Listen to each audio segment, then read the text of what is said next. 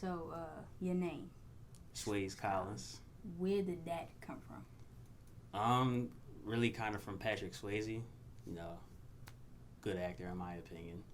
Maybe not everybody's, but and I feel like the name just kind of fit. Like my personality is more chills and laid back. Like I'm just regular, so I think Swayze is just like that chills vibe that I give off. Okay. And Collins is my actual last name, so I just incorporated that. Okay. So for your latest EP, X Files, Mm-hmm. what what sets that apart from any other project you've done so far? I feel like I've had a lot of music while I'm working on my actual project, Braggadocious, which will be out next year. I just had a lot of songs that kind of were just there that I recorded that I like. So I wanted to just, give the public something while we're in these times of, being in the house. Like, you have no choice but to just find stuff to do. So listening to music, so I'm like, why not put this out now? Give people something to wait on while I finish up my actual project. Okay. If you could put together a show for that EP, Mm-hmm. how would the set look? As in, like, the stage setting. Mm-hmm. Well, since the cover has like the Jason hockey mask, and with Halloween coming up, I would have that type of theme. Probably have like a prop of Jason Voorhees like on the side or something. Give like orange lighting, red lighting. Probably have a picture of Red X from Teen Titans. Okay. Have that in there somewhere. Okay. Which song from this project you would say shows your growth? Honestly, all of them. But if I had to pick, I would say La La La, which is produced by 187. Mm-hmm. I feel like it's just a great song. I love the beat, and then I'm just trying to do more melodic stuff. So like my hooks are kind of more like singy type, even though I'm not the biggest singer, best singer out there. I just feel like that shows that I'm trying to differentiate my sound from everybody else because everybody sounds the same nowadays. So, with music, how far has it taken you, like, out of the city? I've done a couple shows in Brooklyn. I think that's the furthest that I've gotten with that. But I'm trying to branch out, do more. I've done shows in DC, Virginia, so basically the DMV area. Okay. I see that you do a lot of performances, like from your IG. I see that you perform a lot. To date, do you know how many performances you've done? I actually was thinking about that the other day. I've done at least 10. I'll say that. Okay. How do you prepare to perform? Just kind of stick to what I've been doing. I watch live performances of Wayne, Big Sean, just to kind of give me like a stage presence, because you don't want to be out there just stiff, not doing nothing. You want to get the crowd participation as well. So knowing how to get them live, just because even if they don't know who you are, you want to be able to just give off that great energy, even if you're not receiving it back. You always want to give a great show. Okay. Out of all the people you have worked with so far, like with music projects, which person has given you like the most memorable experience?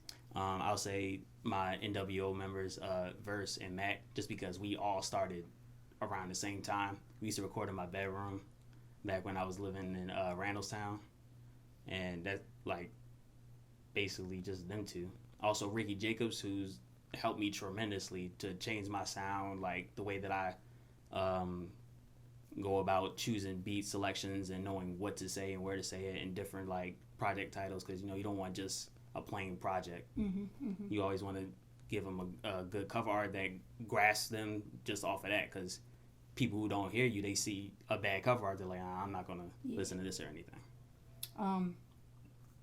Excuse me.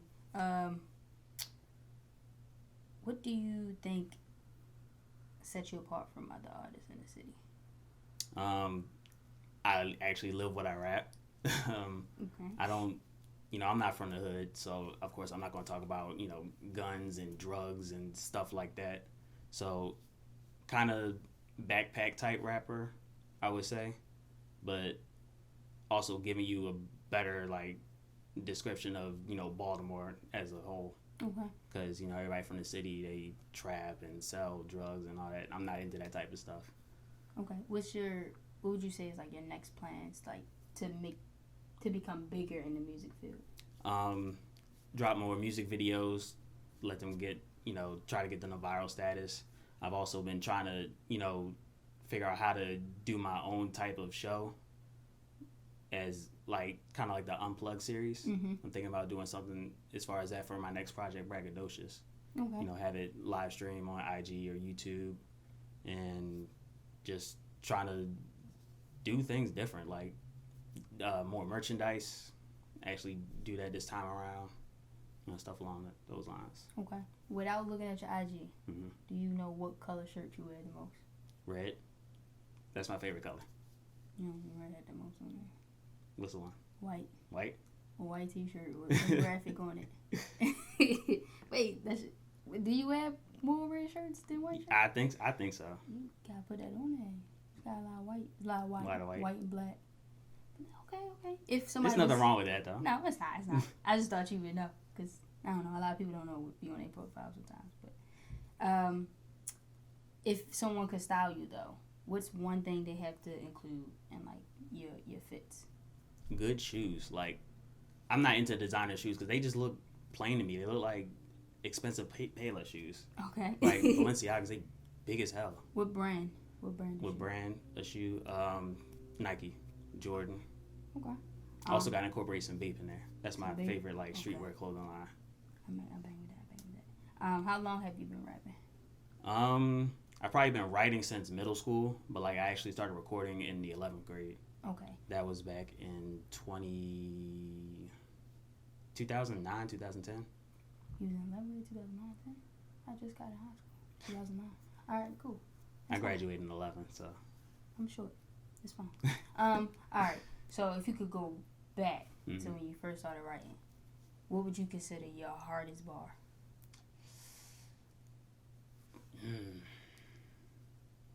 Back when I was writing in middle school, I honestly cannot remember.